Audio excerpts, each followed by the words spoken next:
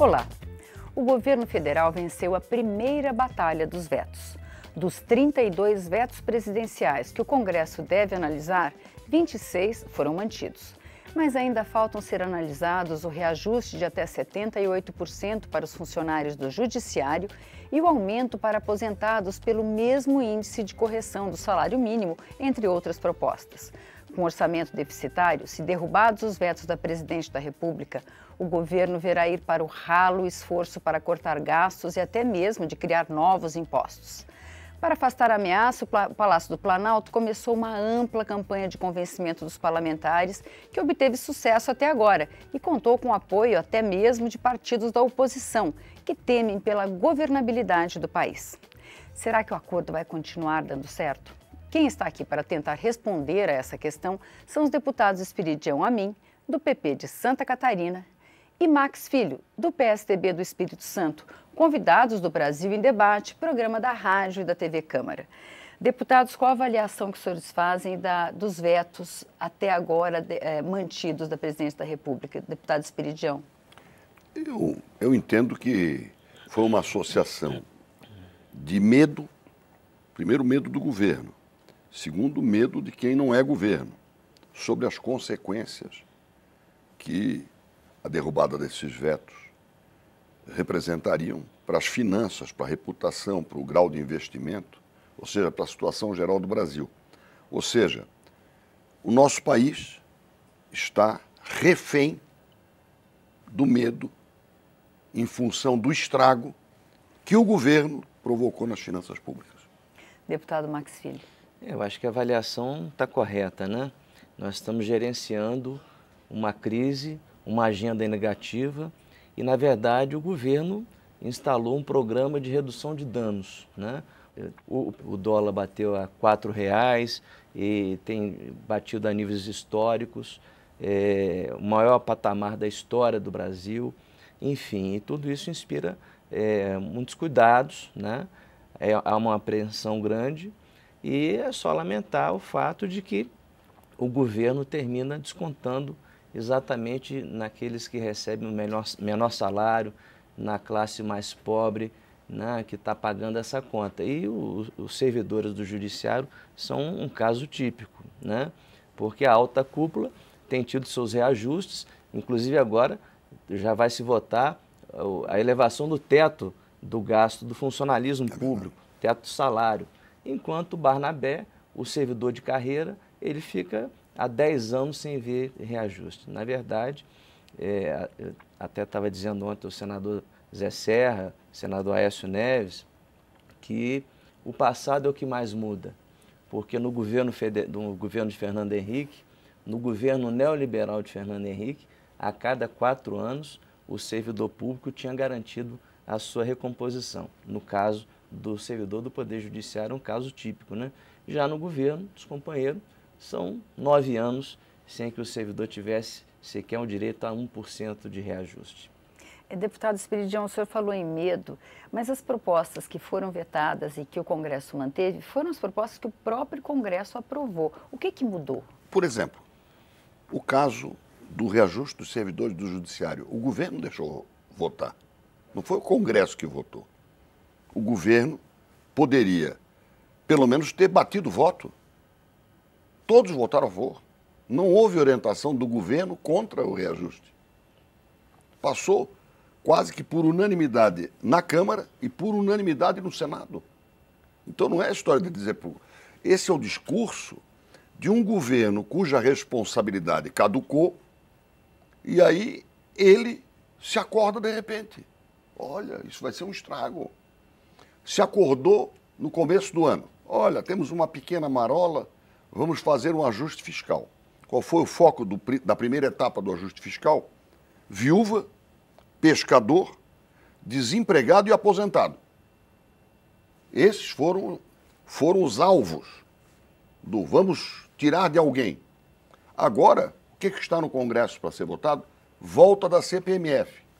E num conluio, o governo chamou os governadores para dizer, olha, eu quero 0,20, vocês que peçam para aumentar para 0,38, isso fica para vocês. Ou seja, é um saque à nação. Um saque sob a forma de carga fiscal num país que já está estressado e quase que paralisado nessa agenda negativa que o deputado Max falou. Então, o governo perdeu o rumo, não perdeu o medo. E é só em nome do instinto de sobrevivência que ele toma essas iniciativas erráticas. Né? Errática, não tem um rumo. Qual é o objetivo? Por exemplo, não, nós vamos salvar a indústria nacional. Vamos fazer uma agenda para modernizar a nossa indústria, para voltar a ser competitiva, para o Brasil não ficar dependendo de commodities que já nos pregaram uma grande peça.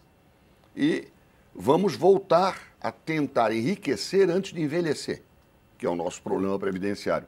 O governo não tem agenda alguma, nem para a agricultura, nem para a indústria, nem para serviço, nem para defender as suas finanças. Então, ele tem uma agenda errática, baseada exclusivamente no medo. E no caso do cerne do governo, o medo do impeachment. Todas as iniciativas que são tomadas agora têm como objetivo preservar politicamente o governo do medo do impeachment. Então, o Brasil é refém do medo generalizado, assumido pelo governo, que só pratica algum gesto movido pelo medo. Deputado Maxílio, eu queria saber se o senhor concorda com o que falou o deputado Esperidião. Mas também com a questão, será que seria o momento, num momento de crise, em momentos que a economia vai bem, conceder aumentos? Talvez no passado, tivesse sido o momento, mas será que esse momento seria o de conceder esse aumento? Olha, é preciso recompor um pouco da história, né? Porque com Fernando Henrique, a cada 4 anos, esse segmento tinha garantido a sua recomposição. Ao final dos primeiros 4 anos, ao final do segundo período de 4 anos, no final do primeiro período de Lula, se garantiu esse reajuste de 2006. Então, desde lá que não há um reajuste para o Poder Judiciário. E aí, o azar dessa categoria foi a eleição da Dilma. O Lula ajudou a eleger a Dilma. Já estava no Congresso Nacional um projeto de lei de autoria do Supremo concedendo esse reajuste desse período inflacionário, encaminhado que foi pelo então ministro Gilmar Mendes em final de 2009. Com a eleição da Dilma, o companheiro Lula, em solidariedade a Dilma, falou, não, a Dilma resolve. A Dilma resolveu. A Dilma resolveu não deixando votar o reajuste dos seus primeiros 4 anos. E agora que foi finalmente votado pela Câmara e pelo Senado, a unanimidade. Foi votado a unanimidade na Comissão de Constituição e Justiça, né? Inclusive em caráter terminativo, não precisou ir ao plenário da Câmara, depois foi ao plenário do Senado, o Senado aprovou a unanimidade. Ou seja, o governo estava dormindo, então. Começou, dorma, agora exato, o governo dormia. A presidente veta. Só que com o veto, ela criou um novo problema e magnificou o antigo. Qual foi o novo problema?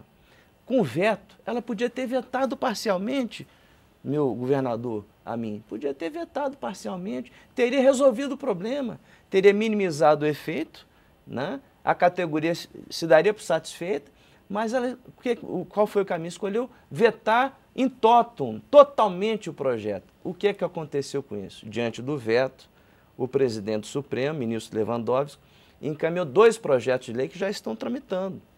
Um, de um reajuste menor para o Barnabé, para o servidor público, para o servidor de carreira do judiciário. E outro que eleva o teto do funcionalismo. Ou seja, ela criou um problema novo, ela vai agora provocar o aumento do teto do funcionalismo, com repercussão nos estados e municípios, e criou e magnificou um velho problema, que é a baixa remuneração do pessoal de carreira do Judiciário Federal. Agora, o que mais é lamentável nesse contexto é que para ela conseguir manter esse veto, ela está agora entregando na bacia das almas ministérios importantes com a finalidade tão somente de manter uma base mínima parlamentar na Câmara Federal. O próprio Ministério da Saúde... Uma base parlamentar para sobreviver. Exatamente. Não para propor. É verdade. Enfim, quer dizer, a saúde do povo não é importante, porque o que é importante é a base parlamentar para garantir o medo A sobrevivência. Que o governo tem de um impeachment exatamente. Nenhuma agenda positiva, nenhuma proposta, só para defensiva. Quer dizer, foi isso que permitiu a aprovação dos vetos? Foi essa negociação? Ou os senhores acham que a oposição também começou a temer que, com impeachment ou sem impeachment, haverá anos pela frente, alguém tem que governar o país? A visão foi política ou foi da estratégia do país, deputado?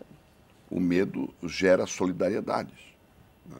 Olha, você, daqui a pouco, pode estar no meu lugar. E não terá, a curto prazo, uma solução, porque eu quebrei tão bem o país que não tem muita massa de manobra. Né? Nem o menino Jesus, como se diz, consegue operar um milagre da transmutação, de transformar água em vinho, né? Ferro em ouro, num prazo curto. Então o medo se disseminou, sim. Os que têm expectativa de poder, por exemplo, o PSDB, também tiveram o seu senso de responsabilidade pelo medo despertado. Eu não tenho dúvida, mas nós temos medo para não deixar acontecer. Não temos energia para fazer alguma coisa útil para o país. Esse é o nosso maior drama. É você lutar pela sobrevivência sem expectativa do que fazer sobrevivendo. Sobreviver por sobreviver. Esta é a paralisia que o governo está vivendo. Bom, a gente vai ouvir a opinião do PSDB daqui a pouquinho, depois do intervalo.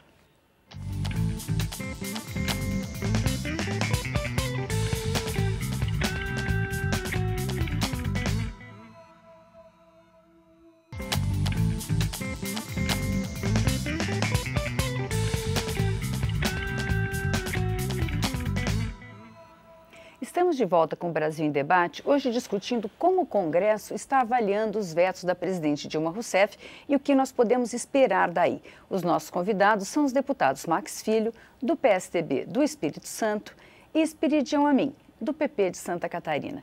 Deputado Max Filho, por que o PSDB resolveu manter os vetos, dar um apoio ao governo nesse momento? Não, o PSDB não decidiu manter os vetos. O PSDB decidiu votar pela derrubada do veto na Câmara e alguns senadores, porque o senador, o Espiridião Amin já foi senador, ele é praticamente uma instituição, né? É um partido à parte.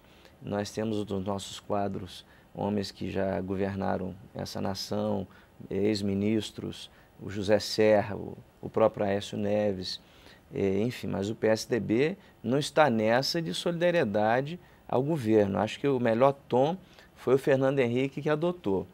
Não vamos salvar aquilo que não merece ser salvo, ou seja, o governo ele é responsável por um pacote, por um ajuste que é recessivo. Nós estamos num ciclo vicioso. O pacote recessivo, ele tira dinheiro da economia, ele corta benefícios, corta salário, com isso o dinheiro não circula, com isso a arrecadação do governo vai caindo. Nós estamos reféns e vítimas dessa agenda. Uma agenda criada por esse governo. Mas houve um apoio simbólico do PSDB, mantendo algumas figuras vetos, do partido, o próprio senador Aécio, não quis esticar a corda no sentido de votar contra tudo e contra todos. O PSDB não adotou na oposição a mesma tática que o PT adotava no passado, né? Aquela expressão, ai governo, sou contra. Quer dizer, votar contra tudo, não, porque o PSDB foi o partido que votou a lei de responsabilidade fiscal, é o partido que implantou a cultura da responsabilidade fiscal. E o PT que votou contra a lei de responsabilidade fiscal... Foi o Supremo? Exato, foi o Supremo. Está sendo coerente no governo, porque quebrou o Brasil, quebrou as finanças do país. Então, nós reconhecemos a coerência do partido, né, que votou contra a lei de responsabilidade fiscal e no governo quebrou as finanças do país. Então, o PSDB tem essa responsabilidade. O PSDB vai ter que mostrar outras coerências também, né? Refazer o fator previdenciário, votar nos vetos da Previdência também se lembrando do que fez. O autor do fator previdenciário não foi o PT. E o PSDB agora votou contra o fator previdenciário. Nós temos na questão do 85, 95, que são as idades, outros vetos importantes, né, do salário mínimo, a vinculação ao salário mínimo, Esperidião, em que o PSDB vai ter a sua coerência deputado Esperidião, à prova também.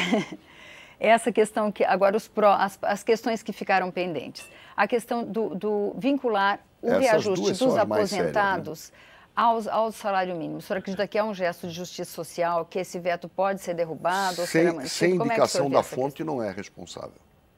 Sem indicar a fonte pela qual você vai vincular a recuperação do poder aquisitivo do salário mínimo, em síntese, eu contribuía sobre 3 salários mínimos, agora estou recebendo uma aposentadoria de 1 salário mínimo e meio.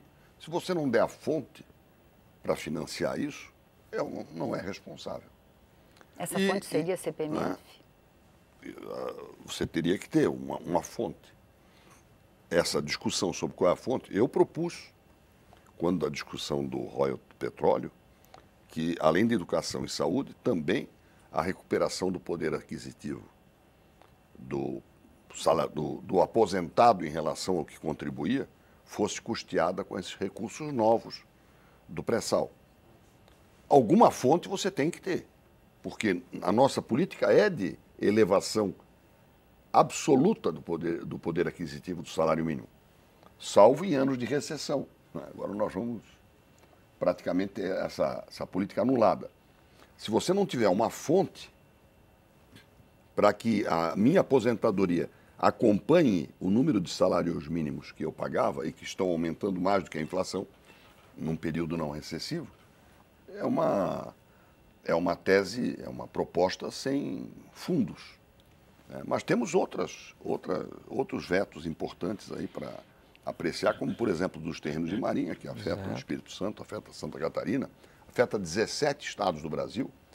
E aí é uma coisa muito grave, porque o governo tinha feito um acordo. O senhor pode explicar? O deputado Maxílio queria falar anteriormente. Até porque afeta Não, porque o senhor, antes, eu gostaria só que o deputado Max Filho falasse sobre a questão do salário mínimo, depois a gente volta na questão dos terrenos de marinha. Inclusive, eu ia pedir para o senhor explicar melhor a questão. Não, estou concordando. A questão do salário mínimo, o senhor acha que é possível manter esse reajuste dos aposentados, a proposta de reajuste, de equiparação de reajuste, sem uma fonte, e se essa fonte não seria a CPMF? Olha, o AMIN pede a coerência do PSDB, que lá no passado criou o fator previdenciário, que agora ajudou a derrubar o fator previdenciário na Câmara. Na verdade, naquele momento histórico, o Brasil estava vindo de um momento de hiperinflação e o PSDB conseguiu matar a hiperinflação, a inflação, e o mais difícil foi remover os escombros da cultura inflacionária do país. Essa cultura está voltando. Quer dizer, o governo atual, ele está trazendo de volta a inflação. E o imposto inflacionário é aquele que mais tira do pobre. Porque o grande, o rentista, está com o seu dinheiro no banco, está investindo em títulos, está ganhando dinheiro com a própria inflação, mas o pobre, ele não tem como se defender. Ele recebe o salário no final do mês, o assalariado, de forma geral, a classe média, recebe no final do mês, depois da inflação já ter comido boa parte do seu dinheiro, né? Então, nós enxergamos a perspectiva da remuneração do aposentado voltar a vincular ao salário mínimo, porque o momento atual não é aquele momento em que o PSDB eliminou a inflação da cultura do brasileiro. Então, nós estamos valorizando o salário mínimo, valorizando as aposentadorias. O PSDB ele tem um grande desafio, que é subir e descer, subir geograficamente na nação, norte e nordeste, mas descer socialmente no sentido de falar o que o povo entende. Então, o PSDB não é aquele partido demofóbico, como alguns tentam dizer, que é contra o trabalhador, contra o aposentado. Não! O PSDB é um partido que tem um legado histórico importante e que dialoga e que está presente na luta do trabalhador e do aposentado. Deputado Amin, a questão dos terrenos de marinha, porque esse é uma coisa bem difícil para a gente entender. Eu vou procurar ser bem conciso. Mas não esqueçamos o seguinte: neste momento, a política econômica do governo colocou como cláusula pétrea, como Deus de todos nós, os juros. os juros e o que nós pagamos de juros, cada vez juros mais elevados, porque o risco Brasil aumentou. Isso ninguém discute. Nós queremos fazer ajuste fiscal em cima, nesse momento, do trabalhador, da viúva, do pescador, queremos criar CPMF com a parceria dos governadores, mas ninguém discute quanto é que o Brasil está pagando de juros, e cada vez uma taxa mais elevada. Isso é um assunto para discussão junto com os vetos. Quanto aos terrenos de marinha, nós temos três assuntos de terreno de marinha. Temos uma medida provisória que foi editada agora, dia 31 de agosto, que é uma réplica, ninguém falou isso ainda, da medida provisória 1647 do Fernando Henrique Cardoso, em 98. É uma réplica. Pega uma e encosta na outra. Você vê que o governo está aproveitando muita coisa dos tucanos nesse caso. Segundo, nós temos a Lei 13.139, que tinha sido proposta pelo governo, sobre a qual fizemos um acordo. O acordo foi aprovado na Câmara e no Senado, e mesmo assim o governo vetou o que tinha acordado, e você sabe que isso no parlamento é inadmissível. Fez um acordo, tem que cumprir. O governo vetou alegando que as circunstâncias econômicas mudaram. Por exemplo, a participação dos municípios, onde o governo arrecada, o governo federal, sem dar nenhuma contrapartida, pelo menos que os municípios participem com 20% dessa receita. Vetou. Isso está sendo apreciado. Da receita do que é arrecadado nos terrenos de marinha. Exatamente. E o governo não faz nada em torno dos terrenos de marinha. Os terrenos de marinha, o que são, deputado? A gente pode finalmente temos uma PEC, aliás, 4 propostas de emenda à Constituição, que extinguem o Instituto, essas PECs, o Instituto dos Terrenos de Marinha, que são o quê? 33 metros medidos sobre a partir da média pré-mar de 1831. Então você tem que ter uma técnica para saber onde é que era a média pré-mar de 1831, contar 33 metros nesta área, seja promontório, seja praia, seja costa. A propriedade é da União e se você quiser ocupar, ter o foro ou se transferir o domínio da área para um outro, você paga taxa de ocupação, foro ou laudêmio, sobrepondo-se ao IPTU que você paga, sem nenhuma contrapartida. É um aluguel que o governo federal cobra no município que você administra, que você tem que cuidar do lixo, tem que impedir invasões, tem que fazer infraestrutura em áreas de interesse, como balneários, por exemplo, e mesmo áreas urbanas. Agora, a extinção, então, extingue temos 3 iniciativas. Uma renda importante é dos para municípios. extinguir esse instituto que só existe no Brasil. E foi criado para beneficiar a coroa. Agora nós estamos na República, mas o terreno de marinha foi ficando. Mas destes 3 tópicos, remanesce um, que são os vetos, que também não foram apreciados ainda. E, aliás, o governo perdeu, o governo está dizendo que ganhou, o governo conseguiu 120 votos, incluindo votos não. A última votação recupera. Estava em 126 quando o presidente Renan encerrou a sessão. O governo conseguiu botar em votos 126, sendo que alguns do PMDB eram para obstruir. Não, para derrubar o veto. Perfeito. Ou seja, nos 126 que ele colocou, tinha voto contra o governo. Essa foi a vitória do governo. A última votação foi essa. E a questão dos terrenos de marinha, deputado Max Filho, só para a gente encerrar. Terrenos de marinha, aqui em Brasília, para a pessoa entender, o que afeta? É uma nova CAP federal, não é isso? Quer dizer, o governo federal tem uma imobiliária chamada Terrenos de Marinha, que cuida desses terrenos no Brasil inteiro. O fato é o seguinte, não há vento bom quando a nau está sem rumo. O governo propôs uma lei, a iniciativa foi do governo, fez um acordo na Câmara, no Congresso Nacional, o Congresso votou aquilo que se acordou e a presidente vetou. Então, quer dizer, nós estamos vivendo esse momento. O Congresso votou o quê e a presidente votou isso, 20% da receita para os municípios e o laudêmio, que é o imposto de transmissão, é mais um imposto. Quando você tem um terreno que pega terreno de marinha e terreno aludial, você paga ITBI na prefeitura pela transferência do todo.